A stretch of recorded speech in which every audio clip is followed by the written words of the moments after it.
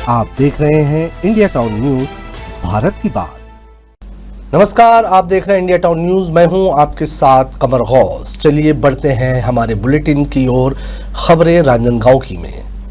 छत्तीसगढ़ के रांजनगांव से इस वक्त की बड़ी खबर किसानों को लेकर आ रही है, जिनकी समस्याओं को लेकर कांग्रेस सड़कों पर उतर आई है। आपको बता कि रांजनगांव में आज कांग्रेस कार्यकर्ताओं ने जिला कलेक्ट्रेट पहुंचकर ज्ञापन सौंपा। उनका कहना है कि जिले के हजारों किसान ऋण पुस्तिका नहीं मिलने से बेहद परेशान हैं। बिना ऋण पुस्तिका के किसान ना तो खाद और बीज खरीद पा रहे हैं और ना ही ऋण ले पा रहे हैं। कांग्रेस का आरोप है कि बीजेपी सरकार किसानों के साथ सिर्फ वादे कर रही है, लेकिन जमीनी हकीकत कुछ और ही है। ऋण पुस्तिका न मिलने से कारण किसान खरीफ की सीजन की तैयारी नहीं कर पा रहे हैं। कांग्रेस ने चेतावनी दी है कि यदि जल्द ही किसानों को ऋण पुस्तिका नहीं सौंपी गई तो वो जोरदार आंदोलन करेंगे। देखना होगा कि प्रशासन और राज्य सरकार इस गंभीर मुद्दे पर क्या कदम उठाती है। भाजपा सरकार ने जिस प्रकार से जनता के ऊपर में दबाव और अत्याचार कर रही है, उसी के तहत ऋण पुस्तिका भी इसी श्रेणी में विषय है कि ऋण पुस्तिकाएं जो है अभी कहीं भी उपलब्ध नहीं है। किसानों को खाद ऋण पुस्तिका के लिए जरूरी है और बीज के लिए जरूरी है, तो बीज का समय तो निकल गया और अभी तक के जिनकी जमीनों के नाम चढ़े हैं ऋण पुस्तिका चाहिए, तो आज तक ऋण पुस्तिका बनी नहीं है। ऋण पुस्तिका है ही नहीं तो नाम कैसे चढ़ाए बोल रहे हैं। और बिना ऋण पुस्तिका के सोसाइटियों से खाद और बीज हमको नहीं प्राप्त हो सकता। उसी तरह किसी की जमीन खरीदी बिक्री के मामले हैं तो रोज वहाँ पे भी वही स्थिति आ गई है कि ऋण पुस्तिका नहीं होने से लोगों के सौदे रद्द हो रहे हैं या डेट आगे बढ़ रही है। किसान लोग वर्तमान में बहुत पीड़ित हैं। अभी शहर कांग्रेस अध्यक्ष कुलवीर छावला जी के माध्यम से, उनके प्रतिनिधियों के माध्यम से एक ज्ञापन प्रस्तुत किया है कि ऋण पुस्तिका की क्राइसिस है और ऋण पुस्तिका नहीं मिल रही है, ऋण पुस्तिका उपलब्ध कराई जाए। कुछ दिन पहले हमने गवर्नमेंट प्रेस रायपुर से 3000 ऋण पुस्तिका मंगाया था और सभी तहसीलों में इसका वितरण कर दिया है। अभी हमने फिर से बात किया है और पत्र लिख रहे हैं गवर्नमेंट प्रेस को। नेक्स्ट वीक में जैसे ही छपाई होगी तो तत्काल हमको उपलब्ध कराने का आश्वासन दिया है। जैसे ही मिलेगा हम फिर से सभी तहसीलों में डिस्ट्रीब्यूट करेंगे। खबर बेमेतरा से है, जहां बेमेतरा कलेक्टर के निकट व्यापारियों द्वारा चलाए गए स्वच्छता अभियान की एक खास रिपोर्ट हम पेश कर रहे हैं। आपको बता दें कि बेमेतरा कलेक्ट्रेट के पास व्यापारियों ने साफ सफाई की स्थिति को लेकर स्वच्छता अभियान चलाया। नगर निगम प्रबंधन को कचरा उठाने के लिए कई बार फोन किया गया, लेकिन किसी भी जिम्मेदार ने कॉल रिसीव नहीं की। इस अनदेखी और गंदगी के खिलाफ व्यापारियों ने विरोध स्वरूप स्वच्छता अभियान का अंतिम संस्कार कर दिया। जौहार छत्तीसगढ़ पार्टी के शहर अध्यक्ष सूर्य सिंह चौहान ने बताया कि व्यापारियों ने अपने सहयोग से कचरे की सफाई की, लेकिन नगर पालिका की उदासीनता से वे बेहद निराश है। उन्होंने कहा, हमने 2 घंटे तक नगर पालिका को फोन किया, लेकिन कोई भी फोन नहीं उठा रहा था, इसलिए हम मजबूर होकर स्वच्छता अभियान का अंतिम संस्कार कर रहे हैं। दुकानदारियों ने भी इस स्थिति को लेकर अपनी नाराजगी जताई और नगर प्रशासन से तत्काल प्रभाव से सुधार की मांग की। ये स्पष्ट है कि व्यापारियों का स्वच्छता को लेकर ये कदम प्रशासन के प्रति एक चेतावनी है कि वे अपने कर्तव्यों को गंभीरता से ले और शहर को साफ सुथरा बनाए रखें। भैया देखिए, जैसे स्वच्छता के तरफ एक कदम बोलते हैं तो यहाँ हमारे व्यापारी भाई और मेरा खुद का भी प्रतिष्ठान यहाँ है, तो हम लोग सब मिलके सुबह 8 बजे से यहाँ सफाई करें, यहाँ जमा मलबा और कचरा को इकट्ठा करें, नगर पालिका को मदद करने के सोच के। लेकिन नगर पालिका को हम सुबह 8 बजे से कॉल कर रहे हैं, अभी तक देख लीजिए आप 10:30 से ज्यादा हो गया, अभी तक कोई आया नहीं है।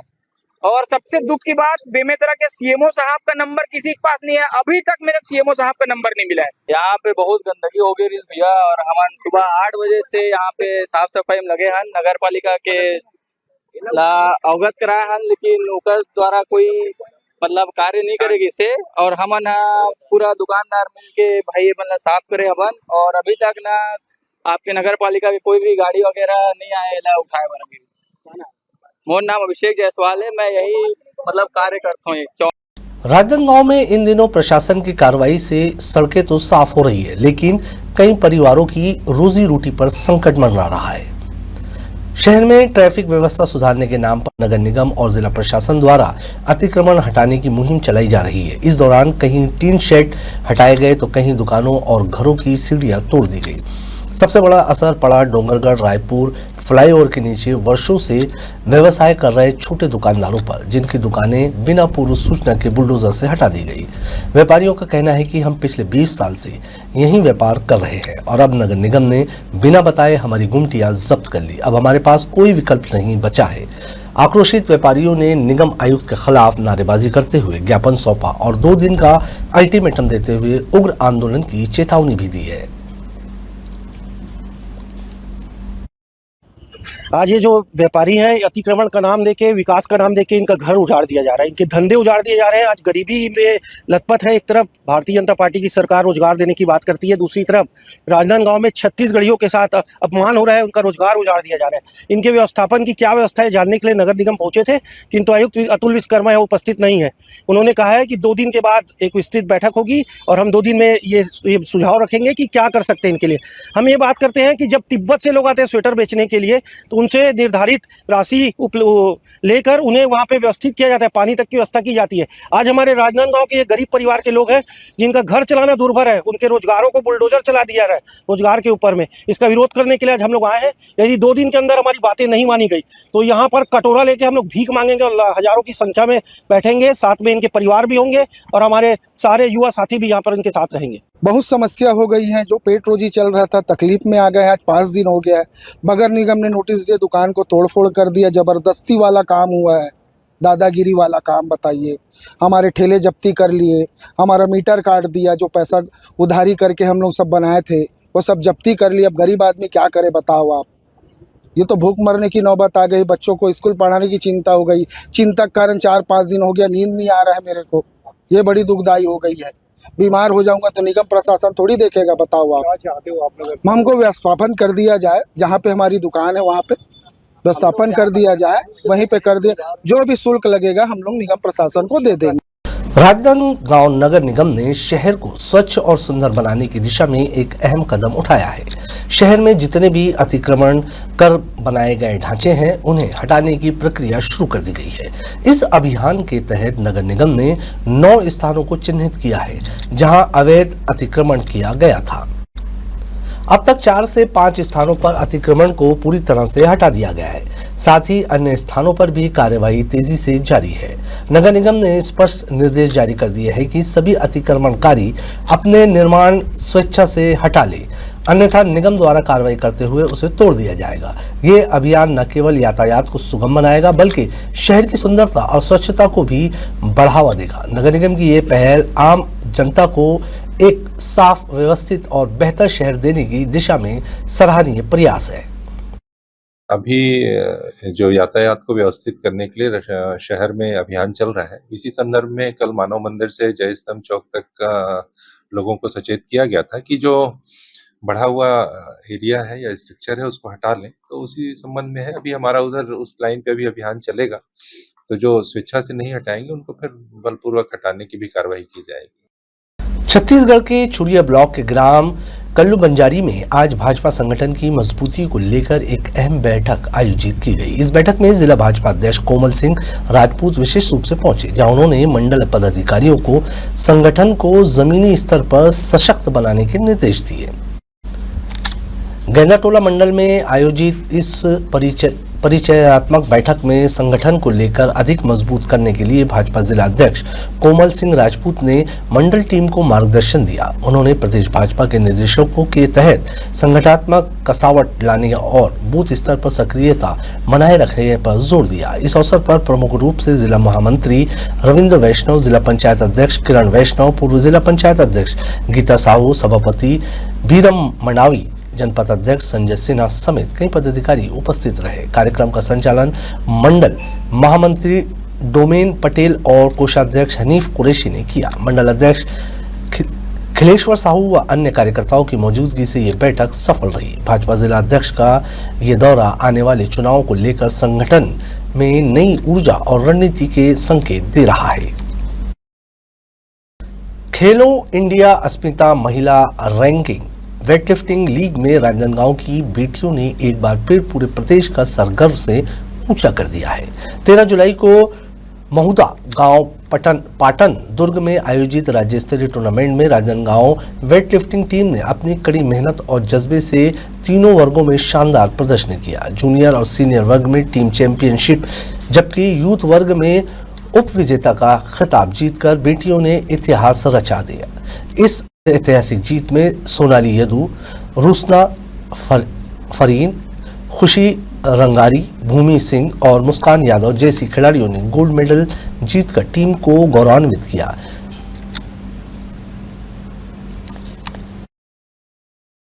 हम अभी महिला स्मिता खेलो इंडिया में गए थे जो पाटन में हुआ था।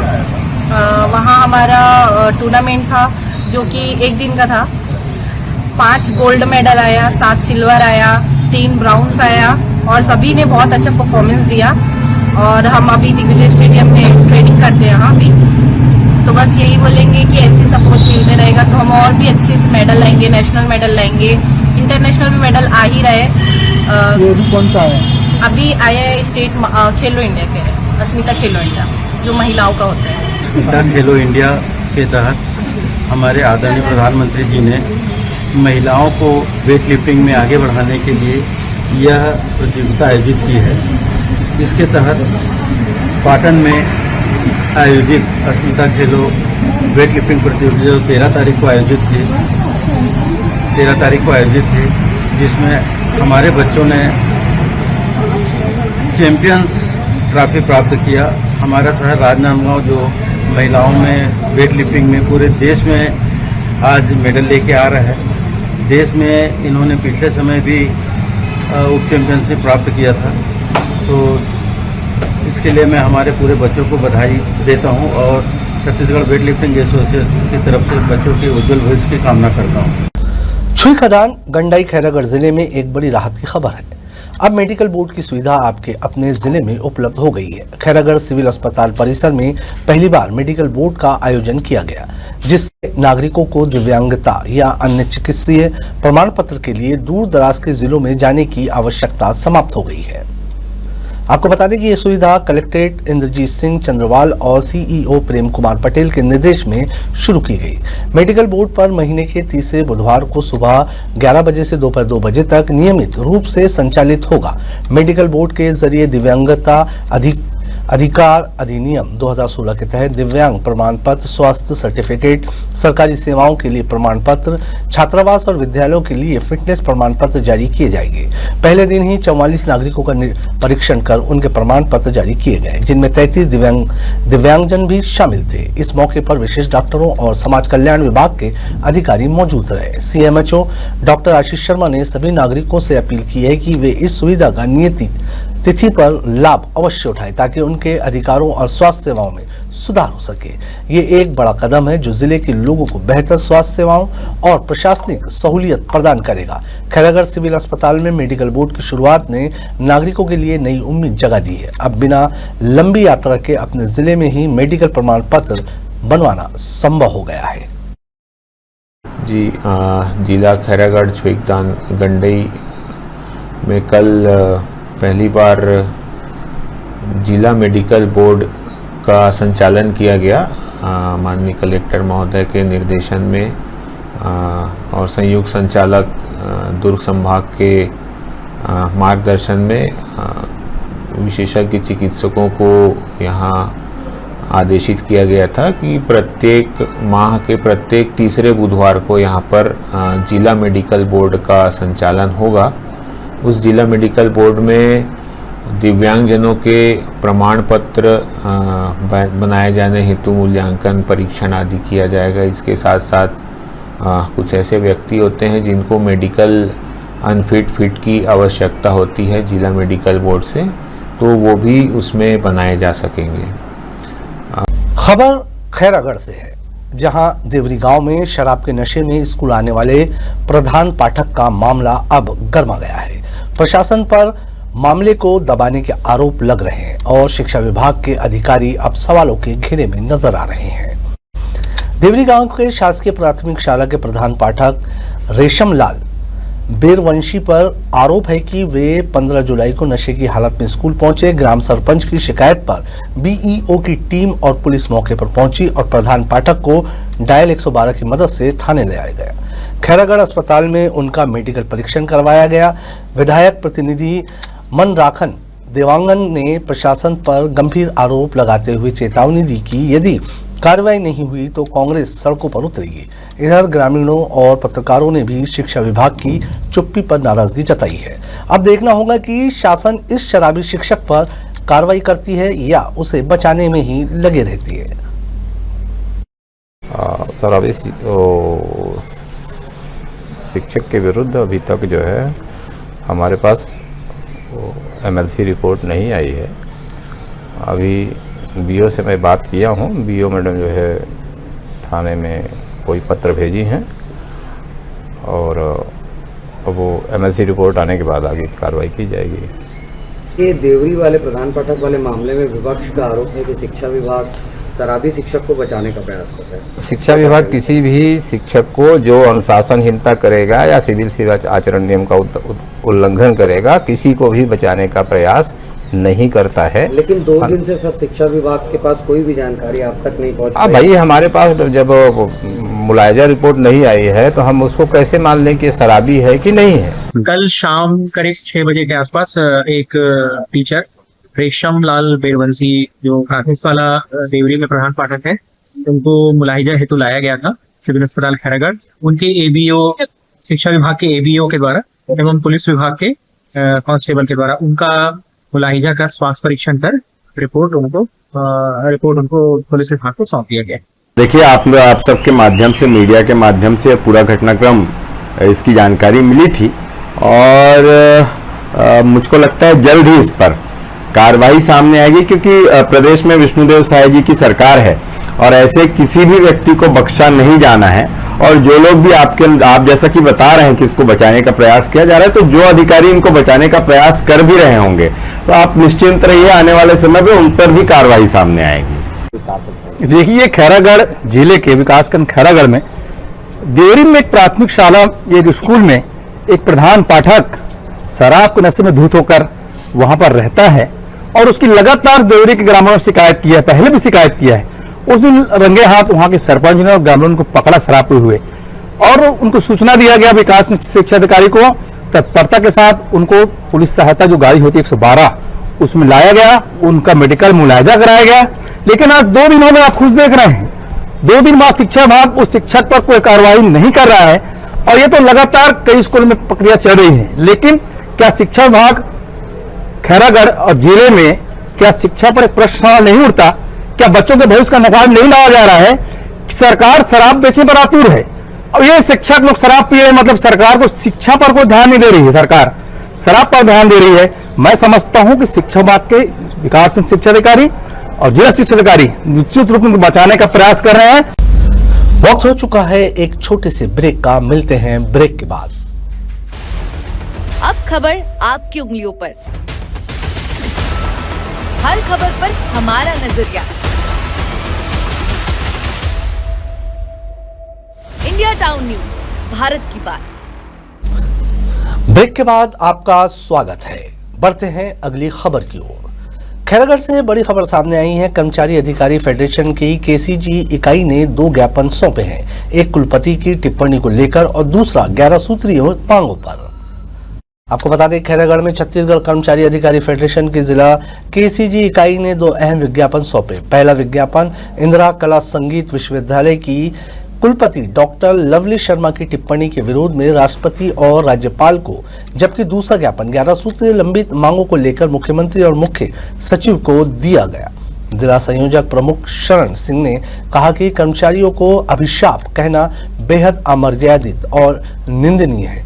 यदि कुलपति ने सार्वजनिक रूप से माफी नहीं मांगी तो आंदोलन तेज किया जाएगा। महासचिव रमेंद्र डटसेरा ने चेताया कि 22 अगस्त से प्रदेशव्यापी विरोध शुरू होगा।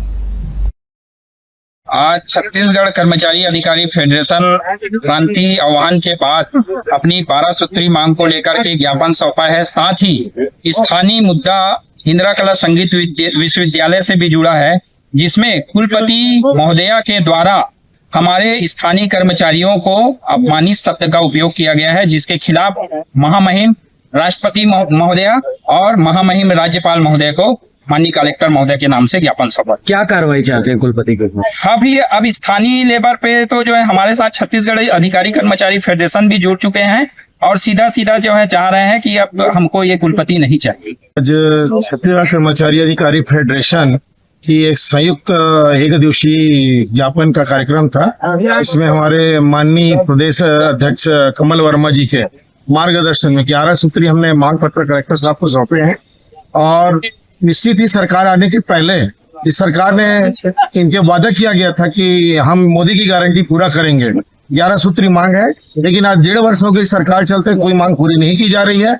हम एक बार निश्चित ही उदारता पूर्वक हमारा संगठन, हमारा प्रदेश संगठन कहता है कि हम अभी एक बार हम ज्ञापन सौंपते हैं, सरकार को हम जगाना चाहते हैं और इसके बाद यदि सरकार हमारी मांगों पर छत्तीसगढ़ अधिकारी कर्मचारी फेडरेशन की जितनी मांगे 11 मांगे यदि उस पर विचार नहीं करती है तो 22 अगस्त से हम जंगी हड़ताल प्रारंभ करें। छत्तीसगढ़ के राजनांदगांव में तेंदुपत्ता घोटाले की जांच की रफ्तार इतनी धीमी है कि अब सवाल उठने लगे। क्या सरकार और प्रशासन की आंखों के सामने भ्रष्टाचार बेलगाम होता जा रहा है? आपको बता दें कि तेंदुपत्ता गोदाम में लाखों की हेराफेरी सामने आने के बाद 10 लोगों पर एफआईआर हुई, लेकिन न गिरफ्तारी हुई न ही कोई सस्पेंशन। गोदाम में वही कर्मचारी आज भी डटे हुए हैं जिन पर सीधे आरोप है। पुलिस कह रही है फाइल अभी आई है, 1 हफ्ते में कार्रवाई करेंगे, लेकिन जनता पूछ रही है क्या फाइल डाकघर के कबूतर से चल रही है? वन विभाग के अधिकारी डीएफओ रतन गजभैये की चुप्पी अब संदेह का कारण बन गई है। सवाल यह है कि क्या विभाग खुद दोषियों को बचा रहा है? सामाजिक संगठनों ने मांग की है कि आरोपियों को निलंबित कर गोदाम को सील कर जांच की स्वतंत्रता एजेंसी से करवाई जाए, क्योंकि तेंदुपत्ता अब सिर्फ व्यापार नहीं जवाबदेही की मांग बन चुका है। जी, अभी एफआईआर तो हमने जो प्राइमा फेसी एक उनके पास में रिपोर्ट हमको सबमिट किया था, उसके आधार पर हमने जो सत्यापित डॉक्यूमेंट मिले थे उसके आधार पर हमने एफआईआर दर्ज किया है।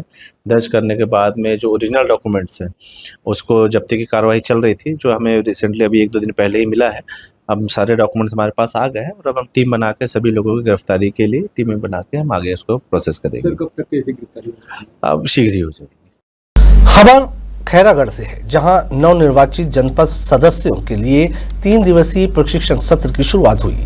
ये प्रशिक्षण जिला पंचायत सभा कक्ष में आयोजित की गई, जिसका मुख्य उद्देश्य जनपद सदस्यों को पंचायत राज अधिनियम के तहत उनके कर्तव्यों और जिम्मेदारियों से अवगत कराना है। आपको बता दें, खैरागढ़ में नवनिर्वाचित जनपद सदस्यों के लिए 3 दिवसीय प्रशिक्षण सत्र का शुभारंभ हुआ। इस सत्र में सदस्यों को पंचायत राज अधिनियम की महत्वपूर्ण धाराओं तथा उनके कार्य क्षेत्र की विस्तृत जानकारी दी रही। प्रशिक्षण के दौरान ग्रामीण विकास की योजनाओं और पंचायत से जुड़े विभिन्न विभागों की योजनाओं की बारीकियां भी समझाई जा रही है। इस पहल का मुख्य उद्देश्य सदस्यों को उनके कर्तव्यों के प्रति जागरूक करना तथा उन्हें क्षेत्र की समस्याओं के समाधान और विकास के लिए सक्षम बनाना है। इस प्रशिक्षण से न केवल जनपद सदस्यों की कार्यशैली में सुधार होगा, बल्कि वे अपने क्षेत्रों के ग्रामीण विकास में भी बेहतर भूमिका निभा सकेंगे। ये 3 दिवसीय प्रशिक्षण सत्र पंचायत राज अधिनियम के तहत कार्यपालन में सहायता करेगा और ग्रामीण विकास को बढ़ावा देने में महत्वपूर्ण साबित होगा। इस प्रकार खैरागढ़ के नवनिर्वाचित जनपद सदस्य अपने क्षेत्र के विकास के लिए पूरी तरह तैयार हो गए। राजनांदगांव शहर के पोस्ट ऑफिस टैक्सी स्टैंड से जुड़ी बड़ी खबर की ओर, जहां टैक्सी स्टैंड के सदस्यों ने नगर निगम की कार्रवाई के खिलाफ मोर्चा खोल दिया है। आपको बता दें कि पोस्ट ऑफिस टैक्सी स्टैंड के दर्जनों टैक्सी चालकों ने आज नगर निगम आयुक्त, जिलाधिकारी और एसपी के नाम ज्ञापन सौंपा। टैक्सी चालकों का कहना है कि वे बीते 20 वर्षों से वहां अपनी गाड़ियां लगाकर परिवार का पालन पोषण कर रहे थे, लेकिन हाल ही में नगर निगम द्वारा अतिक्रमण हटाने की कार्रवाई के तहत उनका स्टैंड हटा दिया, जिससे उनकी रोजी रोटी पर संकट खड़ा हो गया। प्रदर्शनकारियों ने प्रशासन से मांग की है कि उन्हें फिर से काम करने की वैकल्पिक जगह दी जाए ताकि उनके परिवार भूखा न रहे। देखना होगा कि प्रशासन टैक्सी चालकों की इस मांग पर क्या कार्रवाई करता है। तो सब ड्राइवर भाई लोग हैं, सब गाड़ी लगाते हैं वहीं पे और वहां से पूरा ब्रिज को जाम करके रख दिया है, कहीं नहीं लगाना ऐसा करके। नया बस स्टैंड, पुराना बस स्टैंड से लेके अपना गुरु नानक चौक तक का पूरा पैक कर दिया गया, कहीं भी लगाना है करके। तो उस सिलसिले से हम लोग आए हुए हैं यहाँ पे। उनका कहना है अतिक्रमण पूरा कर दिया। हाँ, पार्किंग का जगह भी है। वो पार्किंग की जगह के साथ साथ क्या है, अब गाड़ी भी लगाते हैं हम लोग, पूरा ड्राइवर लोग जितने भी आए हैं। और हम लोग अब रोजगार से बेरोजगार बना दिए। 10-11 बजे आते हैं हम लोग, के साथ साथ और भी गाड़ियां जो है वो अब बहुत सी गाड़ी और भी गाड़ियां आती है पार्किंग के लिए। बहुत सी जगह से आती है पार्किंग के लिए, बहुत गाड़ी आती है। हम लोग ये ज्ञापन सौंप रहे हैं, कलेक्टर महोदय को भी सौंपेंगे और पुलिस अधीक्षक महोदय को, आयुक्त महोदय को भी, क्योंकि हम छोटे वर्ग के ड्राइवर हैं और यहाँ कलेक्टर साहब यानी प्रभारी अधिकारी जो भी हैं, यहाँ से हमको वहाँ बेदखल कर दिए जगह से। ये बताइए कि हमारा रोजी रोजगार कैसे चले, हम अपना परिवार कैसे पाले, ये हमारा सबसे बड़ी समस्या है। इसकी मांग से हम यहाँ पर आके ज्ञापन सौंपने के लिए आए हैं। ज्ञापन सौंपने के लिए आए हम लोग वहाँ से कम महीने में 20 से 25 साल तक गाड़ी लगा रहे हैं, रोजी रोटी चला रहे हैं। राजनांदगांव के बसंतपुर स्थित सरकारी अस्पताल से एक अहम खबर सामने आ रही है। यहां इलाज से पहले पर्ची बनवाने के लिए मरीजों को घंटों लंबी लाइन में खड़ा रहना पड़ रहा है। आपको बता दें कि राजनांदगांव के बसंतपुर अस्पताल में मरीजों को डॉक्टर से दिखाने से पहले पर्ची बनवानी होती है, लेकिन पर्ची काउंटर पर इतनी भीड़ है कि लोगों को 2 से 3 घंटे तक लाइन में खड़ा रहना पड़ता है। सुबह से लोग लाइन में लगते हैं, लेकिन नंबर आने में काफी वक्त लग जाता है। इस भीड़ भाड़ और लंबे इंतजार से सबसे ज्यादा परेशान बुजुर्गों और बीमार लोगों को हो रही है। स्थानीय लोगों की मांग है कि अस्पताल प्रशासन बुजुर्गों के लिए अलग से काउंटर की व्यवस्था करे, ताकि उन्हें जल्दी पर्ची मिल सके और उनका इलाज समय पर हो सके। अब देखना होगा कि अस्पताल प्रशासन इस समस्या को लेकर क्या कदम उठाता है।